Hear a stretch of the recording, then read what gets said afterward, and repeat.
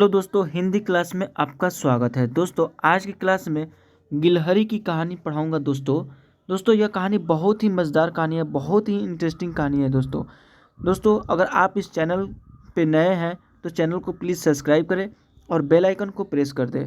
दोस्तों बिना क्लास को देरी किए चलिए क्लास को स्टार्ट करते हैं। दोस्तों एक जंगल में साध नामक मुनि रहते थे। उन्होंने तप करके बहुत सी विद्या हासिल की। एक जंगल में साध नाम के एक मुनि रहते थे। उन्होंने तपस्या करके बहुत सारी विद्या हासिल की, बहुत सारी नॉलेज इकट्ठा किया उन्होंने। एक दिन ध्यान लगाने के बाद जब उनकी आंखें खुली, एक बार क्या हुआ कि ध्यान कर रहे थे, तो जब ध्यान लगाने के बाद उनकी आंखें खुली तो उनके हाथ में आसमान से एक गिलहरी आ गिरी।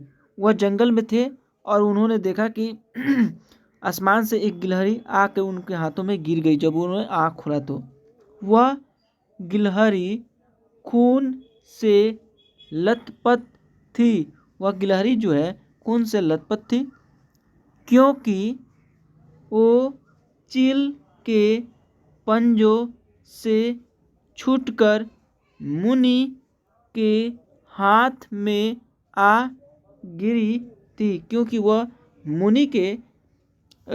मुनि के हाथ में आकर गिरी थी। क्यों गिरी थी? क्योंकि वह चील के पंजे से छूटकर गिरी थी। जब चील है जो उस गिलहरी को लेकर जा रहा था तो उसके पंजे से छूट गया था गिलहरी, तो ये मुनि के हाथ में आके गिरी थी। गिलहरी मौत के डर से कांप रही थी। गिलहरी को मौत से डर लग रहा था और मौत के डर के मारे कांप रही थी। मुनि को उसके ऊपर दया आ गई। उसके ऊपर दया आ गई। उन्होंने सोचा क्यों ना अब उन्होंने सोचा जब उनको दया आ गई तो उन्होंने सोचा क्यों ना इसे अपनी विद्या से अपनी बेटी बना लूं। अब इन्होंने सोचा क्यों ना इसे अपनी विद्या से इसे बेटी बना लेता हूँ। मेरी पत्नी कब से संतान प्राप्ति की चाह रख रही है, और मेरी जो पत्नी है जो कब से एक पुत्री या पुत्र होने की चाह रखती है, संतान होने की चाह रखती है। अब ये सोचता है कि क्यों ना इसे हम बना ही लेते हैं। लेकिन उसके भाग्य में संतान है ही नहीं।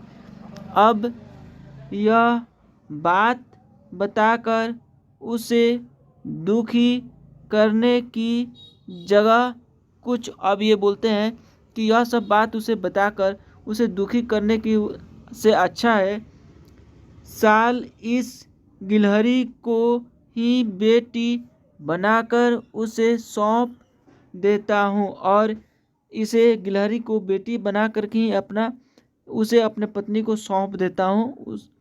वह खुश हो जाएगी। इतना सोचते ही मुनि के एक मंत्र पढ़कर गिलहरी को एक छोटी सी बच्ची बना दिया। और इतना सोचने के बाद एक मंत्र पढ़ करके उस गिलहरी को एक छोटी सी बच्ची बना देता है। वो उस गिलहरी को बच्ची बनाने के बाद गोद में उठाकर अपनी पत्नी के पास लेकर आया और उसे बच्ची को गोद में उठाकर बैठा करके अपने पत्नी के पास लेकर आता है।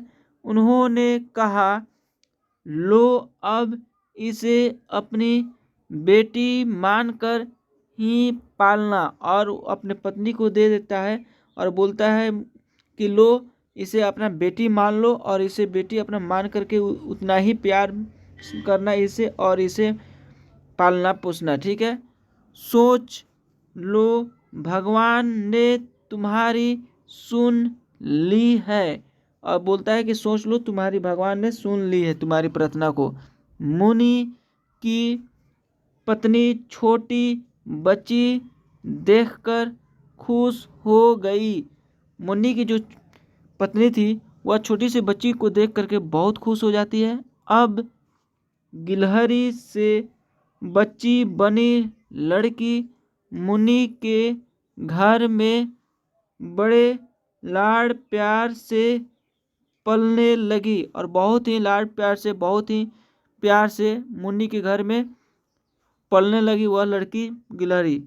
मुनि की पत्नी ने कुछ दिनों के बाद बच्ची का नाम वेदांता रखा। और कुछ दिन के बाद उस बच्ची का मुनि ने नाम रखा। वो क्या नाम रखा? वेदांता नाम रखा। ठीक है, मुनि और मुनि की पत्नी दोनों ने बड़े प्यार से वेदांता को पाला और बहुत ही प्यार से बहुत मान जान से उस लड़की को पालते हैं, बड़ा करते हैं। मुनि को बहुत खुशी थी कि उसकी पत्नी को अपनी ममता लुटाने के लिए एक बेटी मिल गई। कुछ समय के बाद उसकी परवरिश में मुनि भूल ही गई कि वो एक गिलहरी है। और कुछ दिन के बाद वह जो मुनि था वह भूल ही गया कि वह एक गिलहरी है और गिलहरी को हमने इसे एक बच्ची की रूप दिया है। वेदांता को मुनि ने अच्छी पढ़ाई लिखाई करवाई और उसे अच्छी तरह से पढ़ाई लिखाई भी करवाया। देखते ही देखते वेदांता 16 साल की हो गई। वह देखते ही देखते समय गुजर गया, पता ही नहीं चला, वह 16 साल की हो गई।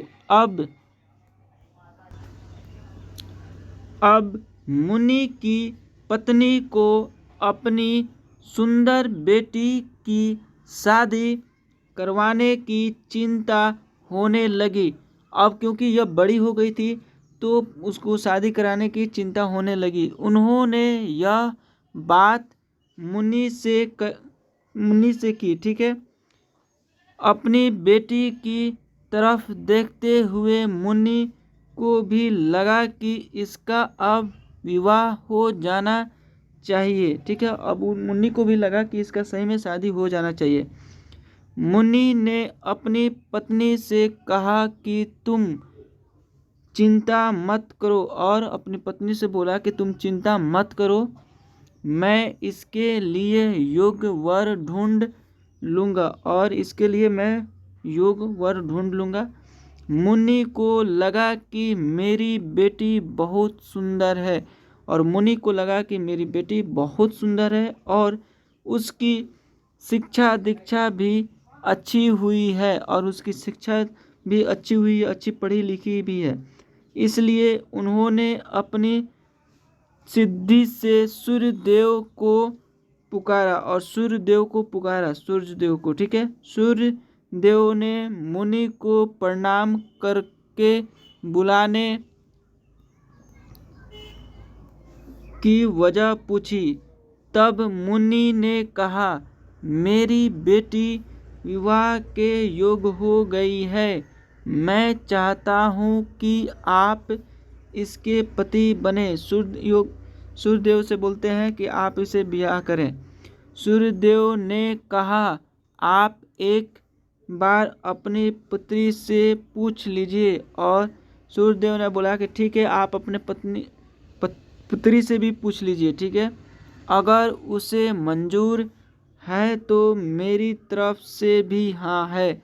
अगर उसे मंजूर है तो मेरी तरफ से भी हाँ है। तब वेदांता बोली, पिताजी यह बहुत गर्म है।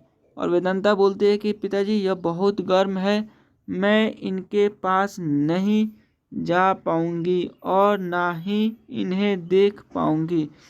ना इनके पास जा पाऊंगी और ना ही इन्हें देख पाऊंगी। मुनि ने वेदांता से कहा, कोई बात नहीं, हम दूसरा वर देख लेंगे। तभी सूर्यदेव ने कहा, हे मुनिवर, मुझसे श्रेष्ठ बादल है। और उन्होंने बोला कि मुझसे श्रेष्ठ बादल है, आप एक बार बादल से पूछ लीजिए, आप उनसे बात कीजिए। और बोलता है कि आप उनसे बात कीजिए, वह मेरे प्रकाश को भी ढक देते हैं, वह मेरे प्रकाश को भी ढक देते हैं। मुनि ने अब बादल को याद किया। बादल गरजते हुए मुनि के पास पहुँचे और उन्हें नमस्कार किया। अब बादल भी नमस्कार करता है। इस बार मुनि ने सीधे वेदांता से पूछा, क्या तुम्हें यह वर पसंद है? फिर वेदांता ने बोला, क्या बोला? वेदांता ने जवाब दिया, पिताजी, मेरा रंग गोरा है और इनका काला, हमारी जोड़ी अच्छी नहीं लगेगी।